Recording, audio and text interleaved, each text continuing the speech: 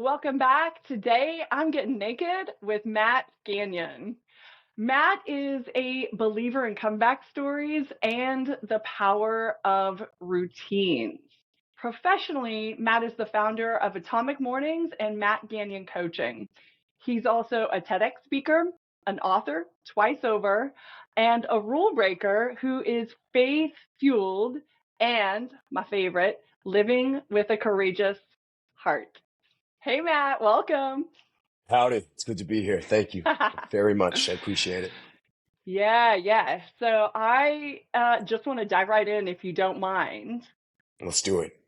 Cool. I read your longer bio, your speaker bio, Hmm. and rather than just saying it all here, Yeah. I would rather have you tell us like how you got to be who you are now. What was the setup for your comeback? How about that? Yeah.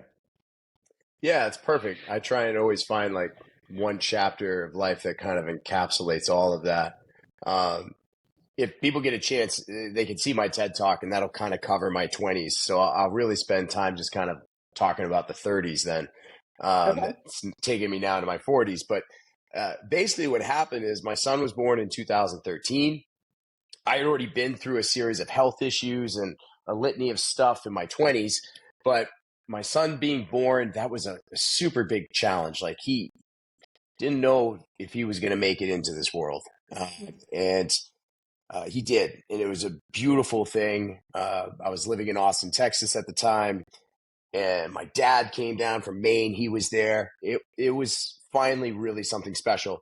And then a month after that, my dad passed away, like instantly from a heart attack, and I lost my best friend.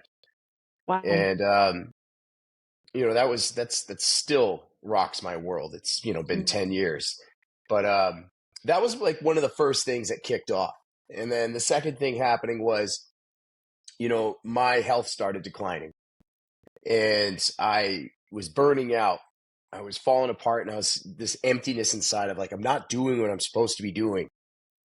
And the third thing that really happened was I did start doing this coaching program. I went to the Coaches Training Institute, and I started figuring out there's something there for me.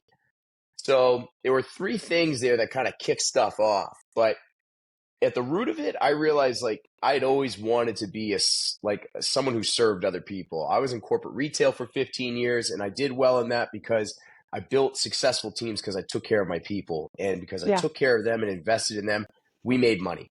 And it was the same thing in high school. I look back at some of my mission statements from when I was in high school. I still had that stuff, and it was all about helping other people and serving other people, peer mediation, all of that stuff.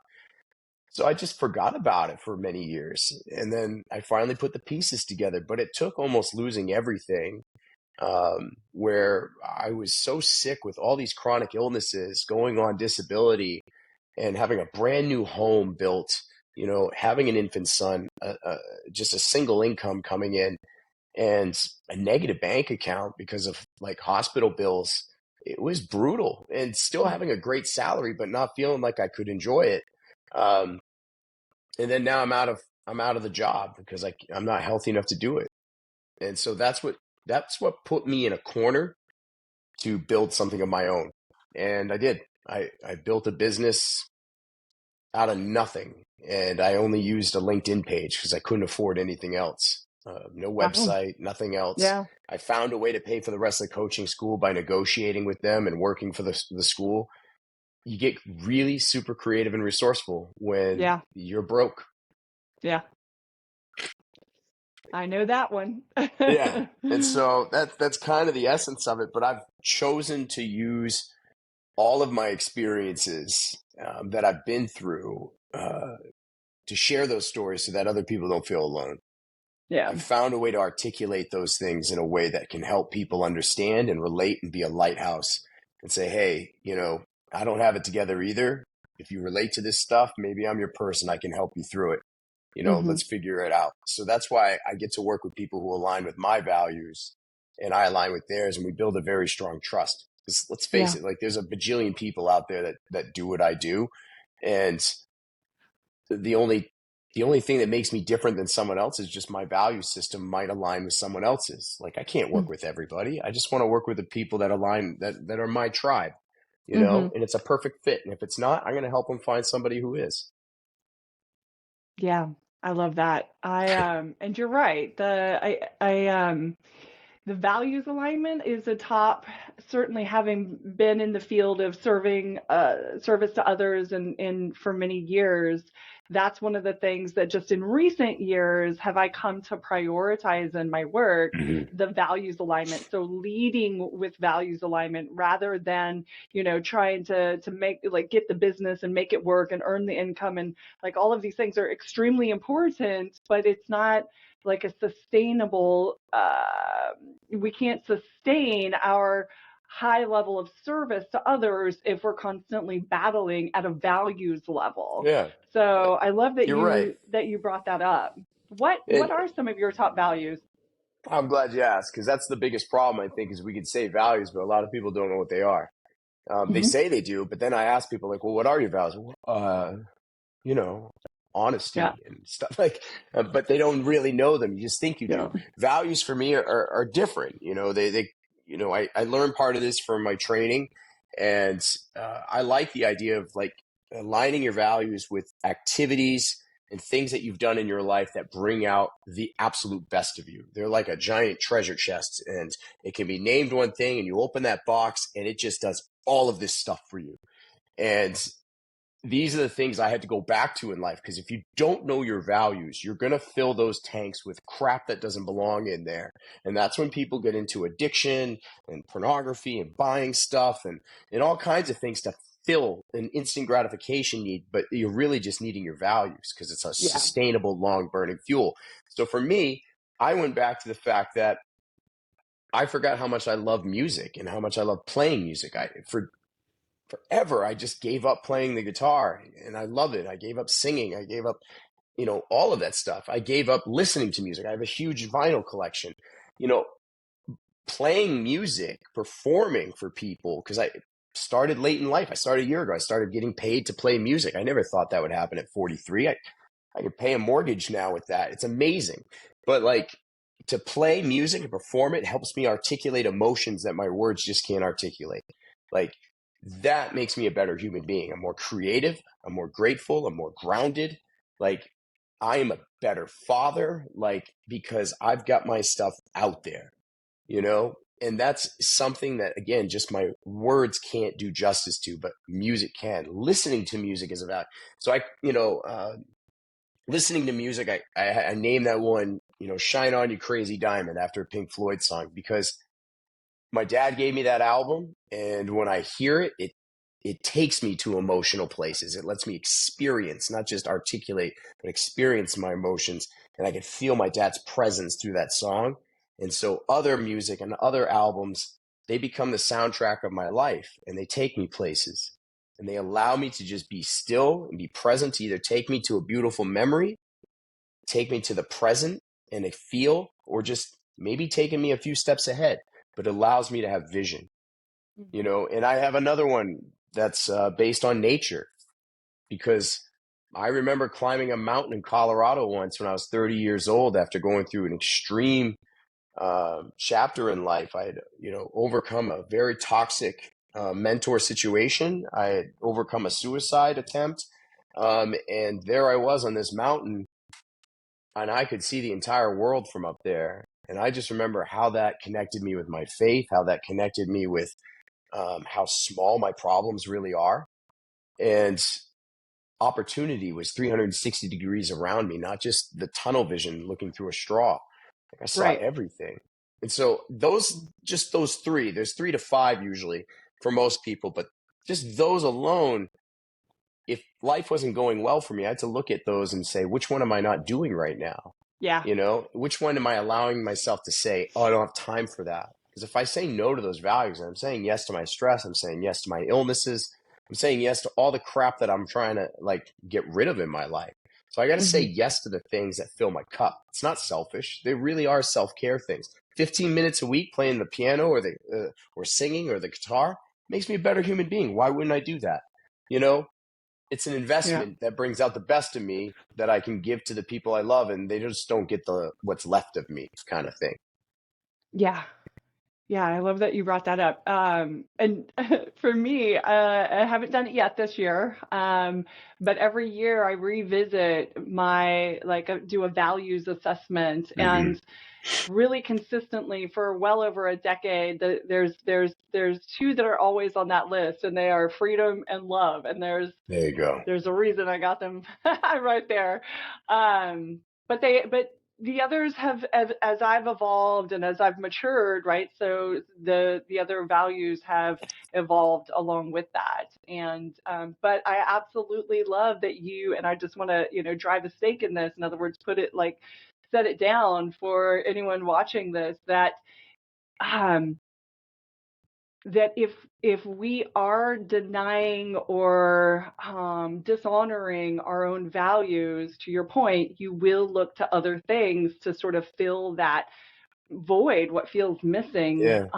And a lot of that is just not productive, not healthy, and can, Yeah. be on the far end of that spectrum, and it could be destructive, in fact. So, Absolutely.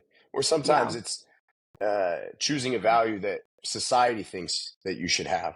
right, Like, look, you right. should feel good playing golf because that's what guys do, and that should be fun for you. And it's like, no, I hate golf. I don't want to do that. It's stuff for you, and it's also Yeah. about like, look, you can't climb a mountain every day. I know that. Even though nature's my thing, but I could take it at the smallest level and work by a window and at least be able to see Mm. outside. I could take 5 minutes instead of scrolling through my phone and just walk outside and breathe some fresh air. There's all these tiny little things. You got to stop making damn excuses that you can't do your values. There's always time. If you can't take 5 minutes to do something that simple, you've got a bigger problem. Agreed. Agreed. So earlier you mentioned, and in your bio, we talked about faith. So I'm curious about how faith guides your work. Yeah. Faith is a personal journey for everybody. Hmm. It's not For something that sure. should be crammed down people's throats. And I always love to ask, new clients that I work with, what are your spiritual beliefs? And Hmm. I do get a response a lot of the time is that I'm not religious, but I'm spiritual. And Yeah. and that's when I get curious. I'm like, what the hell does that mean? And immediately what I know is like what I hear is I hear you. God didn't hurt you, a church did. Some person hurt Hmm. you, and I'm sorry, you know? Hmm. And usually that's the story behind it. And I like to be a safe place where people can talk about faith and ask questions about faith without feeling threatened. Because Right. I did. My spiritual beliefs, they lean towards Christianity. I believe in God. And that's my foundation. I love believing in something bigger than me. And I'll work with anybody of any faith as long as you do believe in something bigger than you. I don't care if you're a Jedi Knight. Like that's fine. As long as you believe in something greater than you, I can Hmm. relate to that. Hmm. So I think that's incredibly important. I also, gravitate towards that in 12-step programs and step 3 for most programs, finding your higher power. Like Okay. it's what guides me through that stuff. And so I have a scripture in my LinkedIn profile, and I don't talk about what it means. I just leave it there. And that's for the curious. It's 1 Samuel 17, 48, 42. Gosh, I forgot. But it's really simple. It just says David ran towards Goliath. That's it. And I love Mm. that line because who runs towards a giant with just some stones in your hand and nobody likes you? No one on either side of the field likes you at all. And I love that. He just had a courageous heart for his faith, for God. And so he charged out there and he broke the rules of war. He played the long game, not up close. Goliath was ready to fight with his sword and a shield. David's like, I'm not doing that. And he just threw this rock, crushed him, broke the rules. He wasn't a people pleaser either. He didn't wear the king's armor. And I love that because he's like, I'm sorry, that's not my jam. I won't feel comfortable fighting in that. He looked like an idiot. He was willing to look like a fool because he had believed in something bigger than himself. And he went out there, and it just made me think about what are the giants in my life that I should be running towards. And so that's huge for me. And I tell people I serve, like, I don't care if you believe in God or not, like, whatever your faith is, this is a pretty cool story. And I'm just asking you, what are the giants that you should be running towards? And you know what? You might be your own damn Goliath. And in one story, you might be David. In someone else's story, you're their Goliath. We got to own that shit. And so that's really important. So faith for me is huge. I also trust I trust my discernment and my intuition when I'm supposed to write.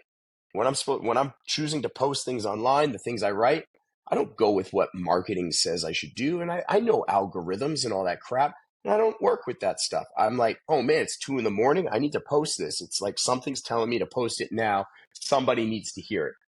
I don't care if 2 people like it or 10,000. It doesn't matter. The people who are supposed to hear it, hear it. So I listen to that and I'm obedient to it. I listen to what I hear when I'm in sessions. And sometimes stuff hits me and I say stuff and I'm like, that doesn't feel like it came from me. Or I feel like, man, I don't know where this question's coming from, but I'm going to trust myself and I'm going to ask it. And beautiful shit happens when that occurs. So that's I tend to give a lot of my clients a gift where I give them a handmade slingshot that would have been the same style that David would have used back in that battle. And I also have Oh, a connection overseas, and she goes into the Holy Land. She goes into the actual Valley of Elah where this battle took place, and she finds me stones from that brook, and she sends the actual rocks back to me. And so I give my clients in a nice wooden chest this sling and this stone. I mean, there's no similar stone, but they're all like just over centuries. They've been mhm. smoothed out in these small like pebbles, like these boulders, like they're decent size. And I just put that scripture in there, like run towards your giants. And I love that. It's real. I hold that rock sometimes, and it, it's a beautiful reminder. Yes, I love that. And that's so unique and it's so just like divine. It's so perfect, right? From you, for you, for, that connection in Right. all the ways that is ex an authentic expression from Thank you. you for your clients. That's really beautiful, Matt. Really I beautiful. appreciate it. And again, like I want to be a safe space for people to talk about faith. Like I didn't always have one, and yeah, churches bothered me too. But then I realized like I don't have to have one to have a relationship with God. I didn't need to be well versed in the Bible to know God. Like it just started there with a relationship, and then I just allowed it to grow and build, and then I got more interested in things, and I educated myself more. But Yeah. I had weird questions. I remember being in a prayer group in Texas with some guys, some older guys, and I was asking questions like, "Why? I don't understand why there were dinosaurs. The Bible doesn't really talk about that. I don't think. Like, where does that come?" They looked at me like, "It's time for you to leave the group." Like, it's just I would ask these questions, and also like, "Hey, look, I know that sometimes it's overwhelming when you join a group and people are just spouting off scripture all the time, but no one's talking about how they're applying it to their lives. They just want to Yeah. say the lines." And I'm like, "Well, how's that showing up in your life?" "Well, my situation's different." I'm like, "No, it's not." So Yeah. that's my take Yeah. on it. I think it's real easy when it comes to things like the Bible and reading scripture. I think it's real easy to get lost in the over analyzing and, the legitimizing. Did this happen? What were the context? This, that, and the Yeah, other, versus like tuning in to the message that was intended to be yeah, conveyed. And in other words, like for me, it's a distinction between looking, listening, reading scripture through the logical, analytical yeah, mind that is always looking for problems to solve and what's wrong here and who was wrong here and those kinds of things, right? yeah, Versus like sinking into, sinking down into, but also thinking, right? With the meaning, that the message that was meant to be conveyed heart to heart, right? From one yeah. heart, one wise, loving, compassionate heart to another. Yeah. And Um, I just don't know why we can't all be a little bit right about our beliefs. No one knows the real truth or the real answer. We're just doing our best here. And yeah, so I don't shoot anybody down for what they believe or what their jam is. That's fine. Do your thing. I'm just happy for you that you believe in something bigger than you. That's cool. So I'm never going to judge you for it. And Mm, again, I just want people to have that safe space. The best mm, part is I know a lot of people who have strong dissonance towards faith, but they love motivational quotes like so much. And I'm like, yeah, one you love is also there's scripture that says the same damn thing, like, and yeah. that just messes with people, but that's fine. Either way, like again, I put it in my profile. I was scared to do that originally because like, oh man, I'm going to alienate some people. People think I'm Bible thumping, but that's when I knew I had to put it in there because I had all these thoughts about why I shouldn't. Yeah. I wrote a story about David and Goliath that same day, and I decided to post it. And I got 300 new followers in one day. And I was like, well, I crushed that myth, and Yeah. there people still are. And I love nothing more than when people write to me like, hey, I looked that up online, and that's pretty interesting. What does that mean to you? I'm like, oh, that's cool. You took time to Google that. That's not bad. So it's a value. Why should I hide my value? Yeah, exactly. I You shouldn't, right? Because again, who you want to play the game of life with or work with Yeah. are people that share your values. And you know So, what though? Like the cool thing is I still get people who reach out to me and they're like, "Hey, like I don't want to talk about any religious stuff with you, but I like all your other things." And I'm like, "That's great too. That's fine. yeah, Like yeah, you don't have to relate to all of my stuff. Let's just find a few things that we can connect with. But eventually they might have some questions and I'll be ready for it." yeah. So, I love that I can work with people who either have dissonance or resonance with it and we still have a damn good time. Mm-hmm. Yeah. I Yeah, I've maybe like you, relatively recently, just in the last year, maybe 2 years, um, I have been using the word God and speaking to some of those messages the way that I receive them, interpret them, and Yeah. then share my interpretations, right? And I've had a couple of clients who've said, I see you using the word God in your marketing and things of that nature. And so, what is your faith? What is your religion? And I'm like, I actually don't have Right. a single path. I have a background in the tantric philosophy, the non-dual philosophy, Yep. which is not, it's an all-encompassing philosophy Right. from the angle of consciousness, and we could say Christ consciousness, or we could simply Yeah. say, universal mind. You know what I mean? But I do see a lot of value, and my intention is to take from these various different traditions or schools of thought and collect colletify, I don't know that, whatever, but That like turn works. it into something turn it into something for my own understanding, assimilate it in a way that I get it, and then it's like you, there's comes a time and a place where I feel inspired to share, Right. because just keeping it to myself, I mean, listen, I revel in knowing and receiving and, experiencing peace and happiness. I revel in that. But I also, it's like you play music, like you can't keep that shit to yourself No. because of how much joy and satisfaction it brings to you to, share. That's the So, other thing too, like sharing it. That's an important thing. You, whatever you choose to believe in life, you were given gifts. And who the hell are you to keep those to yourself? Like you were I given agree. gifts for a damn reason, and that's because not everybody has those gifts. So you have to share them. There are people out there that have gifts with numbers and they become accountants. I need those people because I hate that shit. I don't want to do it. And I'm grateful for their gift and I will pay them Yeah. good money for it. It's just like it's okay that people pay you to do your gift. You have it for a reason. Share it. Music for me, I didn't care if someone paid me or not, but not everybody can sing. Not everybody can play an instrument. If I can do both, that's even fewer people can do that. And so I choose to share that because it makes people happy and it takes them to a good place, And Yeah. especially if I'm not just singing regular bar songs that everybody loves, but if I choose songs that I know mean a lot to me, Mm-hmm. I play songs. Again, it's just like the content I write. I write content that lights me up because I know that's going to Yeah. light up my people. I sing songs. I create a playlist of songs that I put out there for people to choose from. Those are songs that I have a very strong personal connection with, and they're going to feel that shit when I play it. And that's going to make people remember that. I'd rather get one $20 tip than $21 tips Because I know that one person was like, that was my holy shit, that hit me. And they're going to tell everybody about that one song I did.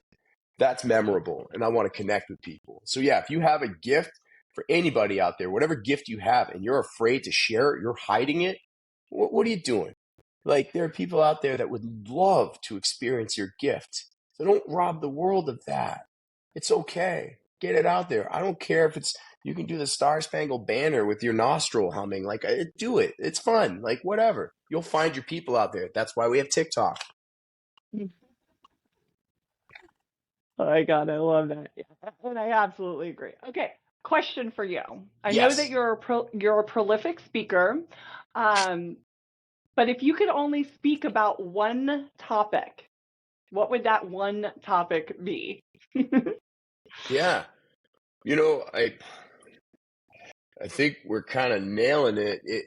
It's probably right down to the values piece too, because it's kind of like an overarching theme with all of my work, whether Okay. it's, working on social media or working on yourself or with routines. Like, it ties into everything, even with mental health. Like, it's literally just a giant bucket for me, that can cover anything. So if I was to filter it down even more, I think right now one of my hottest topics is talking about the power of morning routines. And so I've been very passionate about that. I'm very passionate about mental health. So values is definitely the overarching bucket. That's where I'll start. But then, yeah, it filters down into subtopics of that too. So there's a bajillion different stories I could focus on, but I try and pick one and drill that message home for people. But Mm-hmm. yeah, that's where I would lean towards. Okay. What routines have you put in place that you've seen make a significant difference in Yeah. your personal world? Here's what transformed my life was 5 years ago. I was back in Maine again, where I'm originally from, and we were living out in the middle of nowhere. Like, we only had DSL, no cell phone reception. Like, it was shining territory. It was winter, and I was battling seasonal depression, and I knew something had to change. And I kept having this story in my head of like, I'm a night person. I love nights. That's it. That's who I am. I hate mornings. I hate them. And then I was like, have I ever given mornings really a fair chance? Like, I only get up early if I have a flight to take, or I Mm-hmm. have to be up for a reason. And then the other question is like, well, why do I stay in bed? And it just came down to staying in bed was because I was afraid of the expectations of the day. I had anxiety. I was like, if I got up early and I didn't have stuff to do, then I'm like, then I'm just going to start thinking about all the shit that scares me and I don't want to do. So I'd rather put that off, thinking I'm delaying the day, like playing this psychological game. I'm not. All I'd end up doing is tucking and rolling out of bed at the last second and bulldozing into my day. And that wasn't working at all. So I just said, well, I remember a time when I was 15 and I spent an entire summer getting up early and I had this whole routine and that was amazing. I remember I was living my best life. It's not just because I was 15, it was this routine that I had. And so I was like, I can do that again. So I picked 4:30 as my time. I'm going to get up every day for 30 days at 4:30 a.m. And if you want to see the whole video diary of it, it's on my LinkedIn page. It's good, bad, and the ugly. But it was never meant to be a program. It was never meant to be documented. It was by accident because the first time I woke up, I was like, I'll just throw on Instagram Live and just see who's out there. And I did. And then I was like, oh shit, now I've told everybody. Now I have to stay accountable. Yeah. So I changed my approach to this with the morning routines. I'm an extreme person. I love saying, oh, I'm going to get up early. I'm going to work out. I'm going to pray. I'm going to journal. I'm going to do this, this, and this, and this. And then I don't do one of those things. I'm like, screw it. I'm not doing any of this shit. And I give up. This time I was like, I'm just going to be cool with getting up. I don't care. I don't have any expectations after that. I'm just going to get up. I'll sit on the end of the couch with my mouth hanging open and just stare into the abyss. Like, that was still going to be a win. I was going to be proud of that. And so I went into it not really creating anything. I just organically let things happen. And I was like, man. So that first day I chose to go to the gym. I wasn't going to be mad if I didn't. I was just grateful to be up. And I went. I was like, oh, this feels cool. And then the next day I got up again and I made a fire in the fireplace. I was like, this feels really nice and relaxing. It's quiet. And after like 4 days, I started craving like something to do every morning. I was like, all right, every morning I want to make this fire. I like making this fire. I'm going to enjoy that for 15 minutes, and enjoy sitting by the fire. And then I want to go to the gym, you know, and the gym was like 30 minutes away, depending on the weather, because of the snowing condition, snow and ice and all that stuff. But I was like, I started craving it. I was like, man, the gym is working. I want to eat better. And then I was like, you know what? I feel like reading again. I want to read. And so I started reading books. I never read books. Like I just don't. But I wanted to read, like, Harry Potter I chose to, because I never read the books. I never saw all the movies. I was like, I always read self-help books. I want to read something like fantasy and just take me someplace. And it did. It was super cool reading. I started feeling more clarity during my day. And I started having to go to bed early. Like I never made any excuses. I was like, no matter how late I stay up, I have to get up at the same time. I have to take accountability. Because if I stay up late and say, well, geez, I really need my 8 hours, then I've given myself wiggle room to not do my routine. I need to take accountability, get my ass up, and then be like, you know what? I'm probably going to need to take a nap today, and that's fine. I'll do that. But what do I need to do to get myself to bed early again? So bottom line is, I learned that all the crap I said about my night times was just excuses and a lie. The whole story of like, well, I'm more creative at night. No, bullshit. I'm always creative. I'm always creative. It's just, when do I create time for it? I was creative in the mornings too. The difference is at night, you say, I'm going to do this at night. Everyone's going to go to bed, and then I'm going to work on this stuff. And instead, I tool around on my phone and watch Netflix and eat bad food. Like, you eat bad food at night because your body is starving for sleep.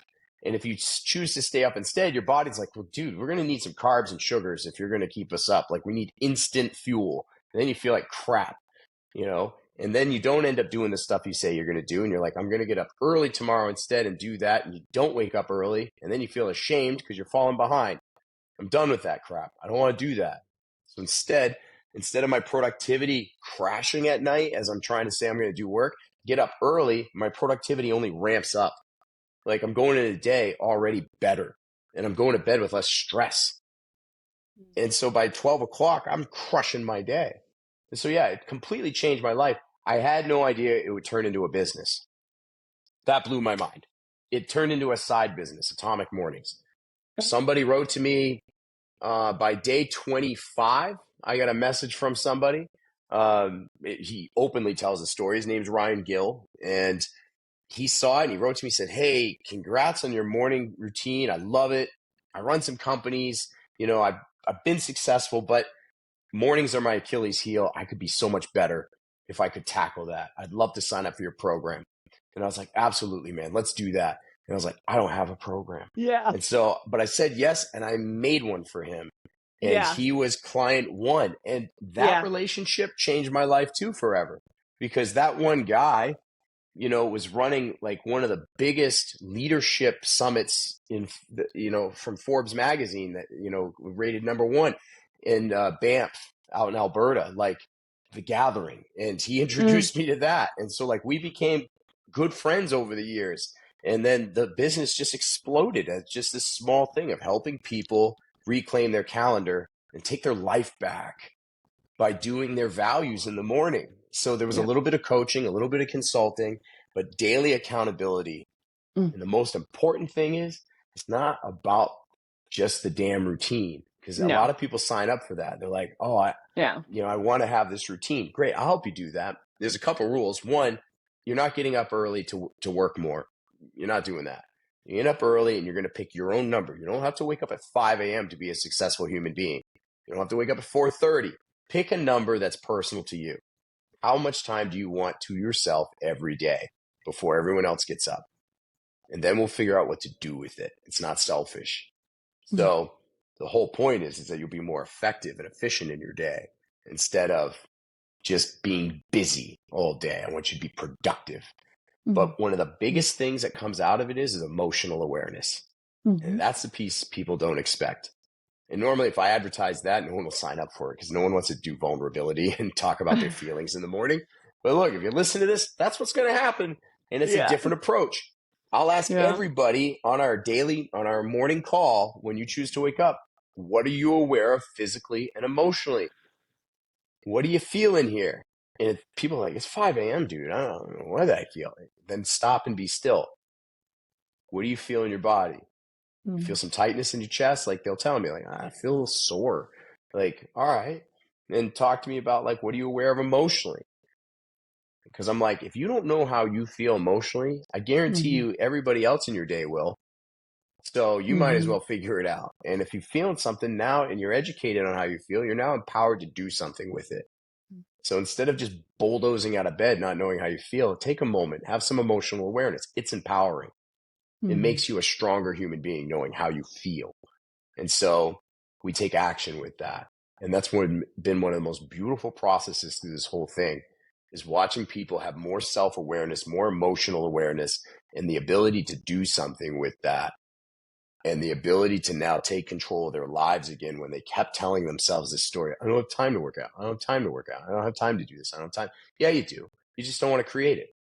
Mm. Stop trying to find it and just create the time.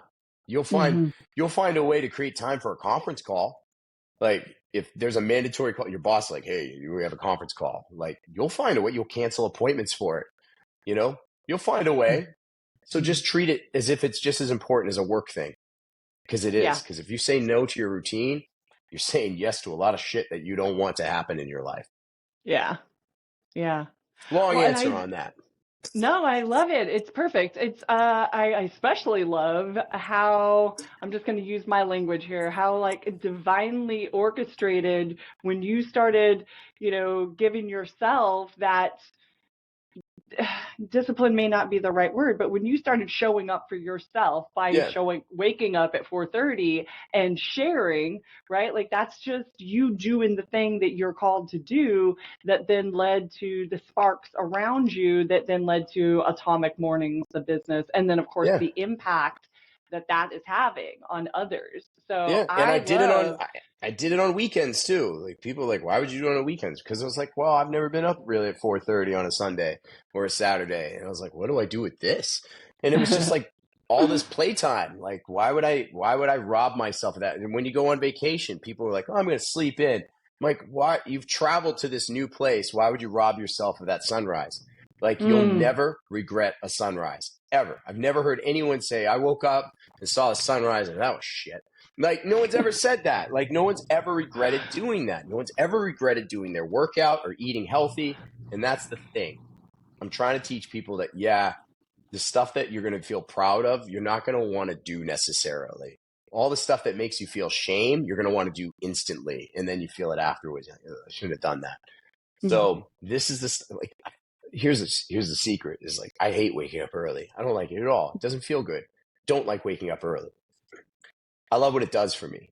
And that's why I mhm, do it. It changed my life. I love what it does for me. It gives me a sense of control in a life where I don't have much of it. But I can wake up early and I can choose to start my day in a very specific way in my own routine. And then I help people create their custom routine that works for them, not for me, but your own thing. And that's what's fun. yeah.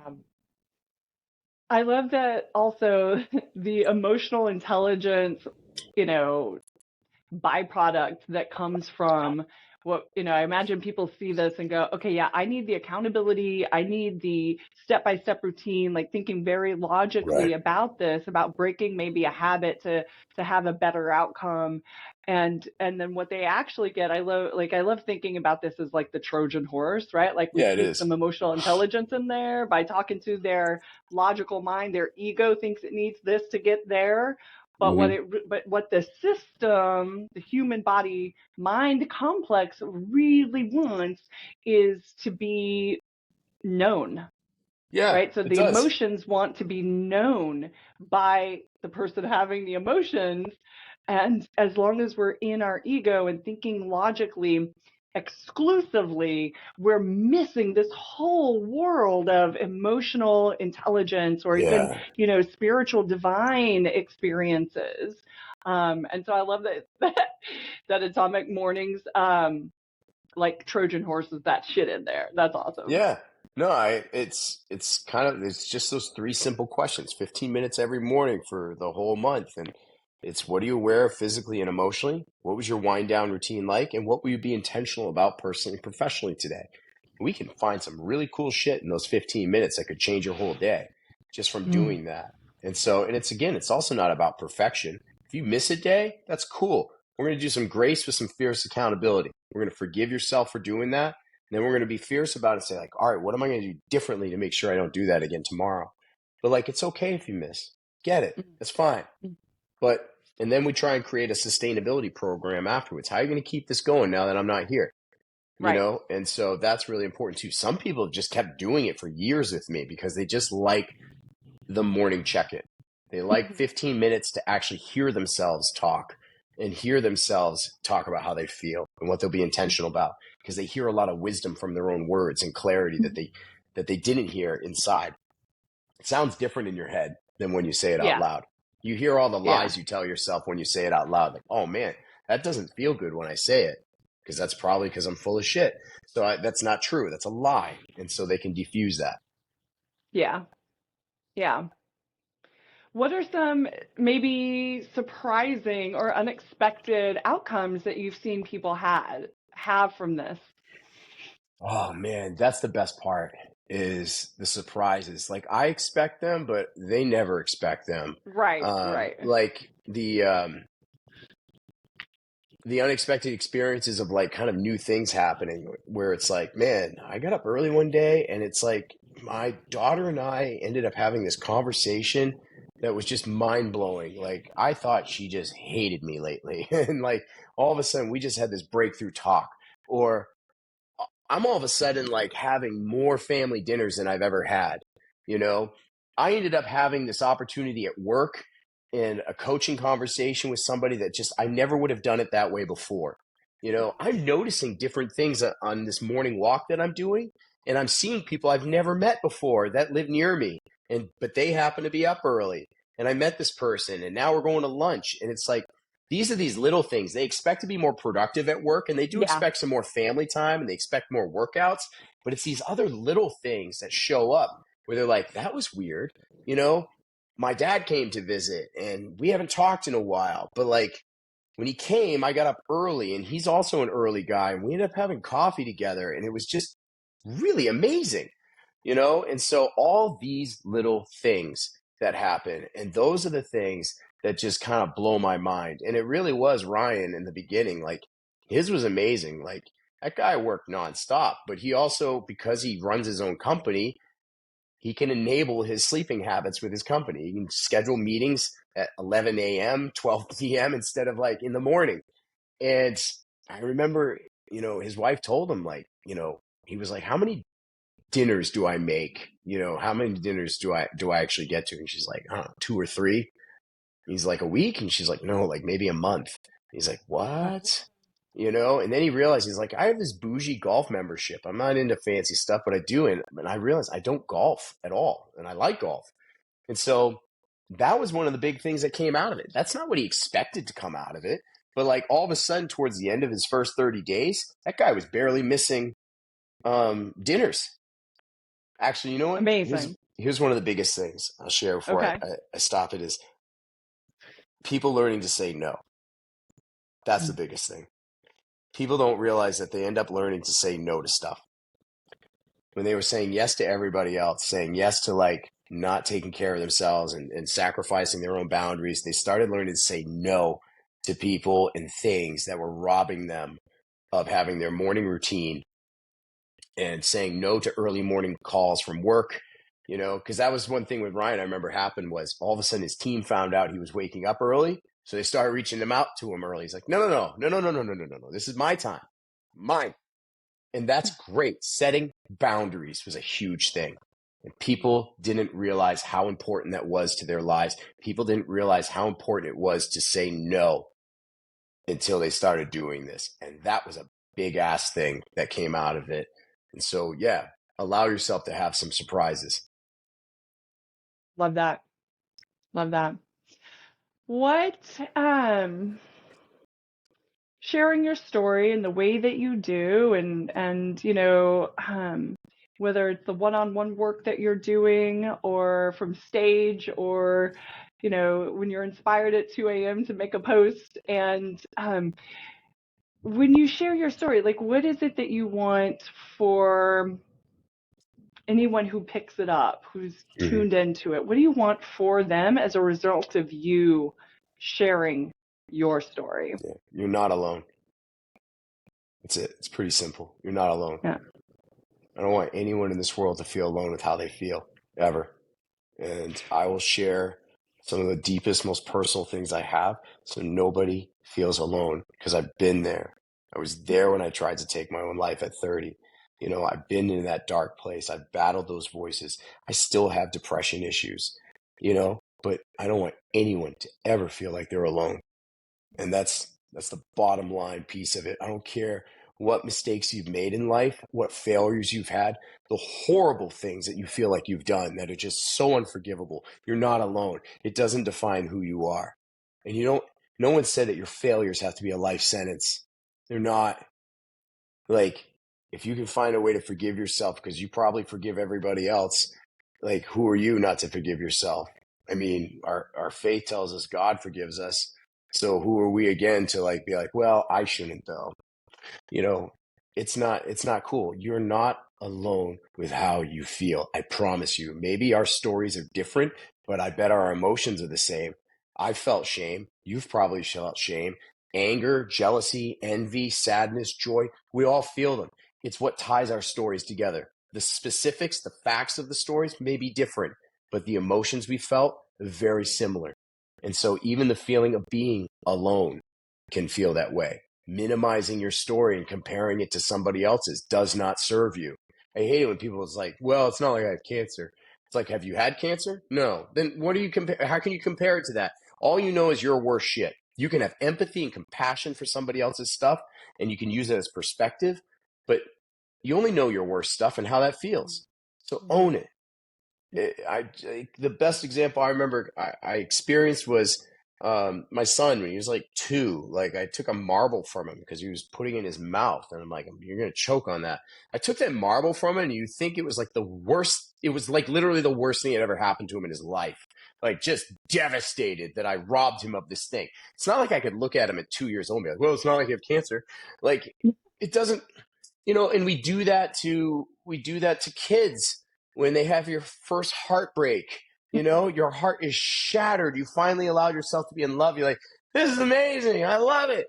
And then all of a sudden you're crushed and devastated. And you're like, ah.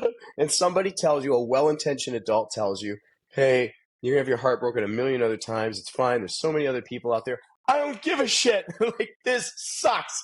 Like, and we tell people to just stop feeling. Hey, don't minimize it. Don't feel like it's going to happen again. No.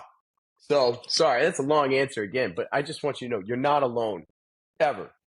And if you think you are, reach out to me. I'll talk to you. I'll listen. Yeah. Yeah. What do you think is the primary motivator of this story that we tell ourselves that it's like I'm the only one, like I'm the only one going through this, or no one's as bad as this, like I can't tell anybody, right? That feeling of being alone. I've certainly had experience with that, where shame is sort of that underlying motivator, if you will, that has me not want to I don't want to bother anyone. I don't want to be a burden. I also can't, I don't want anyone to know because I'm very embarrassed about this. And I really do think that from an emotional perspective, shame is the motherfucking motivator for this idea that, that leads us to desperate scenarios. What are your thoughts on that? First of all, I didn't know we could say fuck, and that's pretty cool. But but no, because I like how raw that is. But here's the thing: is it's the same. Like, I used to say, like, well, for me, I feel this way. But look, I've got enough credibility after working with hundreds of people over the years and thousands of hours of doing this to know that, like, I can speak in the we in a lot of ways. Yeah. Everybody has a limiting belief voice. Everybody. If you say you don't, I don't trust you. I feel unsafe around you. But everybody has a voice of limiting belief that tells us, keep your mouth shut. don't share that with people. We don't open up because it gets us hurt. It's a Mm-hmm. well-intentioned voice. It wasn't something you were born with. You inherited it through experiences, through well-intentioned adults telling you what to do in life, how to dress, how to talk, how to show up. Don't do this, don't do that. Mm-hmm. And you started forming a belief system. And the biggest reason why people feel like they're alone is, well, they're afraid that if they do open up, they'll be abandoned, they'll be unlovable, and they'll be alone. They'll be truly alone. So they'd rather just be the alone feeling of how they feel versus like physically alone. But like, I can't tell you how many times I've been in a crowded room and felt like I was completely alone. And that's a horrible feeling. That's hell, is to feel you're alone when you're surrounded by everybody else. That's a real hell. And so that's the story that I hear, is that there's this voice that thinks it's trying to protect you by telling you not to open your mouth and share your story because it's scared. It's scared of the real pain you'll feel if you share that, because now everybody knows. Right now you're keeping it to yourself and you can fake it through the world and at least survive. That's the only purpose of that voice, is for you to survive. That's it. If you start taking any risks and you start maybe thriving a little bit, it goes, no, don't do that. You do that, then we're at risk. We're vulnerable. We could fall. We could lose all the stuff that we got excited about. We could be burned and taken advantage of. There's a reason we don't do that. And so that's why we keep shit to ourselves. We don't want to be judged. We don't want to be shamed. And we've told ourselves this story as to why we do what we do. It's all a lie. I promise. It's all a damn lie.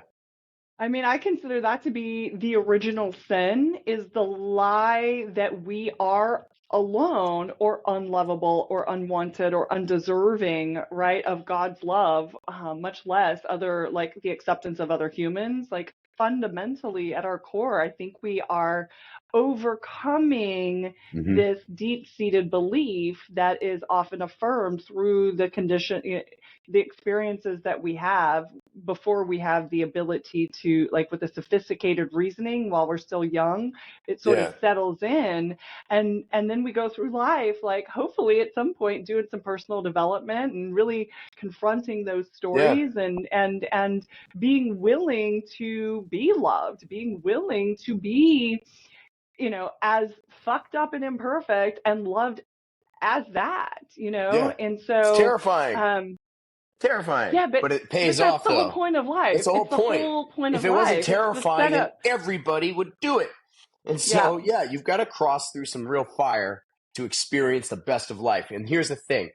You can have vulnerability with boundaries, or you can just have walls. And walls will minimize hurt and being taken advantage of. It'll minimize it. I promise you that. But it also minimizes your joy. So it's a two-way street. You're going to just survive, and that's it. Vulnerability with some boundaries, that could be some magic, because you're choosing who to let in, what checkpoints you have, how deep they can go in you, and then what kind of risks are you willing to take, and being risky and not reckless. Because risky has an ROI on it. It's got a return on investment. Reckless doesn't have anything that's going to help you. It's just stupid. So it's looking at that and being like, all right, what's it going to cost me if I don't be vulnerable? What will it cost me if I don't? What it will cost me if I keep living life this way? And what could it give me, like, if I choose to be? Yeah. What's that worth to me? And so that's the biggest thing. It's like, your greatest strength will be your ability to be vulnerable. Because if you're not willing to fail, you're really not willing to succeed. And you're going to be pissed off about your boring life, and you're going to bitch about it every day, but you're not going to do anything about it. So living a safe life is fine. It's okay if you want to do that. But if you're complaining about it, that's a different story. Because I've made it very clear with people I work with and friends that, like, you get to vent about it, a couple times. But after a while, I'm like, I don't want to hear it. You're not willing to do anything about it. So either we shouldn't work together until you're ready, or you're going to have to take a look in the mirror and start taking some chances here. And the same thing with my friends. I'm like, I love you, but you're telling me the same damn story about the same damn person every single time, or the same kind of theme why you can't be in relationships. And I'm like, until you're ready to like make some changes, I can't hear your stories anymore because it's actually draining me. I'm Mm-hmm. sorry. I love you to death, but you gotta Mm-hmm. change the narrative so I can be here for you because Yeah. you're robbing me of my own damn joy. Yeah. Well, and so on that note, I feel like we have been and we are like it's speeding up. We're sort of making our way, evolving ourselves into a new paradigm, a new way of relating to ourselves, to one another, to reality in general. What are your thoughts on this, that occurring, right? The evolution of humanity from this sort of self um, condemning, right, and staying stuck in our stories and just repeating these patterns to, I mean, you're a coach, I'm a coach, there's a lot of coaches in this world that have sort of gone through maybe multiple fires, trials and tribulations to awaken, as it were, on our own, right? So there's a lot of us doing this and then leading Mhm. others to do that in their lives as well. um yeah, I would love to hear what your thoughts are on, and I'm just going to do quote fingers, like the new paradigm that we are Right. ushering ourselves into, so to speak, Yeah. Well, right? I At a think, grand scale. I mean, think about it like yeah. zooming out, like No, humanity. absolutely. We got to a point where people are craving something real. Uh, we stopped enjoying the shiny objects that we saw all the time that make everything look pretty, like on social media. There's a reason why people started gravitating towards raw and unfiltered videos instead of these professionally made, Yeah. polished videos. People were like, "It's great if the camera shakes a little bit and it's the picture's not the best, because it's real and it's not necessarily scripted." People are craving real. And I think the Mm. biggest experience I had with this was on LinkedIn. I built a whole career from LinkedIn, and I did it for nothing. And that was the weirdest platform I thought to do that on because at the time when I started doing it, it was still kind of stuffy and businesslike. Mm-hmm. But when I wrote about vulnerability, I saw a starving audience who were like, "Oh, that's a breath of fresh air." And then other people started saying, "Well, that's not professional. This isn't Facebook." And I'm like, you know what? Like, I don't give a shit. Like, Yeah. professionals' perspective. I'm like, I'm a life coach, damn it. Like, vulnerability is my damn business. So that's Yeah. professional to me. You sell copiers. So we have a different view on what professional is. But people were craving values and hearing real stuff because it united us. It brought us together. This is a lonely world. There are a lot of us out there, but people started realizing how damn lonely they are. And then they realized that our stories bring us together. They create community, they create connection. COVID did that too. We all got put into a good 3-month timeout globally, during Yeah. 2020. It was one of the first times I've ever experienced, and my grandparents and probably our great grandparents ever experienced, where the entire world knew what was going on. You could call anyone in any part of the world and they would be like, "Yeah, I'm in quarantine also. Like, I'm in lockdown." It was such a weird situation and we felt alone, and you saw humans finding creative ways to connect with each other. We had to think outside the box. We can't meet in person for the birthday party, but we can drive by and throw gifts on the driveway and keep going and honk the damn horn. You know, Yeah. we can go see our new grandson and wave at him through the window. I had a client that went through that and it was heartbreaking, but they found a way. Like, they found a way Mm. to connect. We crave that. We're not meant to be alone. And so, yeah, I think COVID accelerated that paradigm. It Yeah. was already happening. And now you can Yeah. go on LinkedIn and vulnerability is everywhere. Yeah. And vulnerability has also become a marketing technique too. Like, "Oh, look at me, I'm being vulnerable." But like, Right. there's some real things behind it. Vulnerability is about sharing a story for a purpose that's bigger than you and Mm. sharing a Well lesson that was said. learned. And like, for me, it's like, "Hey, here's something I went through. And then here are the things I learned from it, and here are the gifts I want to give you from that story." Not just about like, "Hey, this is what I went through." Oh. Like, there's a purpose. There's an actual thing that's bigger than me about it. That's not just about business. Yeah, it's my business, but also I'm doing it Yeah. because that's part of who I am, is to serve others. And I would do this job for free if I could. Yeah. But you know what? It's Mhm. okay for me to charge for it too, because it's my Mhm. gift and people out there need it. And the thing that they'll get from it is value. And if I can Mhm. help you solve the thing that you've been struggling with for 10 years or longer, that's fucking worth it. Like, that is Mhm. worth it. And so, Mhm. yeah, you should be able to charge for that. You should be able to charge for any of your gifts. But yeah, we don't want to be alone. And COVID definitely taught us that. Mhm. Yeah. Yeah, and I believe that COVID was, a gift that did show us. It was one of these gifts that was, at times very difficult and very heartbreaking, and there was a lot of loss involved in that. But like the phoenix that rises from the ashes, what we also learned, to your point, is that we can be creative and connected even if we don't have the seeming freedoms that we Yeah. think we need in order to feel connected. But you're right, it also created for a lot of people like deeper sense of aloneness. But again, so it's like, well, you can stay in that, or you can look at that and do something to alter the trajectory of Yeah. those emotions or Our whatever it is, backs right? were against the wall, and we could either choose to live in fear or faith. Mm, And a lot of people were well just said. like, I'm going to find a way. And those were the Hmm. two choices we had when we were alone in our homes. It was like, I can either live in faith or fear. I have no Yeah. control in this situation, I'm telling myself, but I can control what I do in these four walls. I can figure something out. I'll find a way to connect. I almost died of COVID. Like, it almost took my ass out. And that was at the end of 2020. And I spent Christmas in critical care in Austin. I remember that. And like, I remember the entire battle. I remember like being on the verge of a ventilator and also having two discs in my neck also herniated and pinching my spinal cord. Like, this was hell. I documented Wow. the whole damn thing, and I've kept it to myself over the time, from the first hospital visit to like my last day with home oxygen care, because I had to have a machine with me for 2 weeks after the hospital. But that thing taught me also how to appreciate and how to be creative and how to connect. Like, my family sent me like a gift bag of stuff for Christmas in a rolling suitcase that the nurses brought up for me. And I celebrated, Christmas that way. And it was beautiful.